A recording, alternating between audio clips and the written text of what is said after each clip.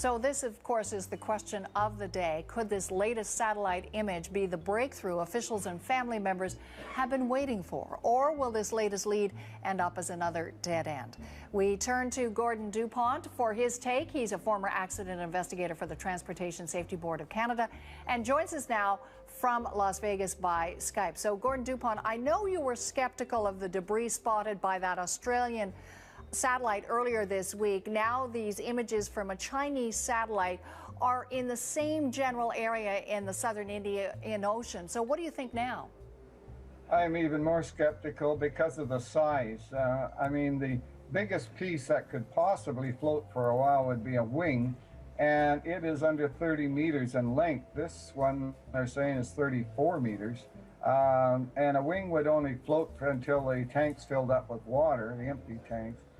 So it's highly unlikely it's from the airplane, unfortunately. Are the timelines also inconsistent with what might still be floating in the water? If we're talking about an incident that happened 2 weeks ago, is it still possible that parts of the plane could even float? Oh yeah, definitely. A honeycomb will float almost indefinitely because it's two thin layers of like a plastic with a honeycomb in between, which is air. It would float for indefinitely, but it's not that large of pieces. They'd be off the cowling, vertical fin, the coaming between the wing and the fuselage. So it could still be floating. So I know that, I mean, for all of us, our hearts go out to the families of the passengers because what they've been going through is a true nightmare. You've been critical about how authorities have handled this, and you think there's a better way for the flow of information. What do you suggest would be a much better way and a more sensitive way of dealing with families at this stage? Well, definitely, if the accident happened in Canada, there would be one investigator in charge, and he would have teams working under him. They would all report to him. He would then report to provide the information as far as the airplane goes. The duty of the airline is to deal with all of the passengers, of course, but the flow of information should be from the investigator in charge, who only releases information when he has reasonable expectations that it is something that is going to assist in the investigation.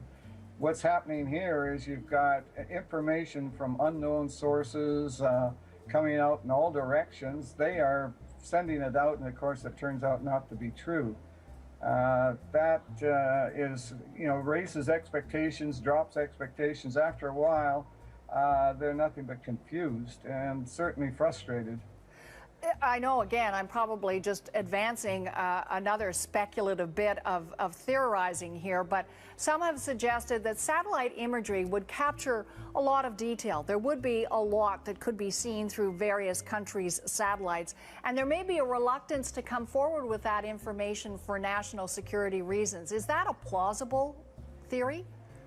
It's possible that I've heard, and of course I don't know how true it is, that the American satellites can read a newspaper of a man sitting on a bench in New York. I've heard that 5-10 years ago. Right. If that's true, they should be able to come up with a lot clearer pictures than that, but they may not be wanting the world, for national security reasons, to know just how they can peek at anybody and everybody.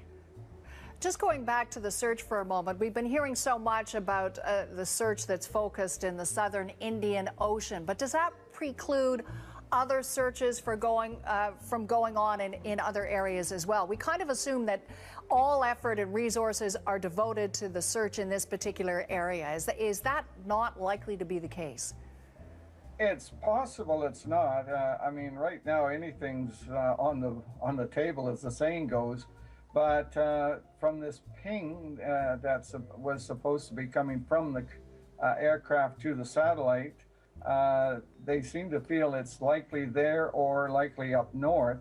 Up north, it would have to go through a lot of radars of a lot of military that would have to see it coming and going through their area. There's no way they can avoid that.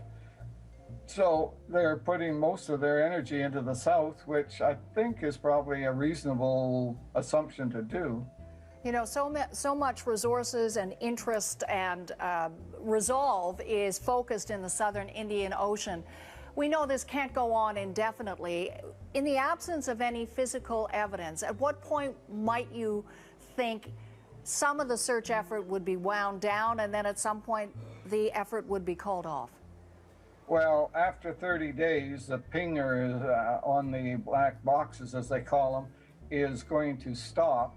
And at that point in time, they will probably wind down until some debris washes up on a shoreline somewhere.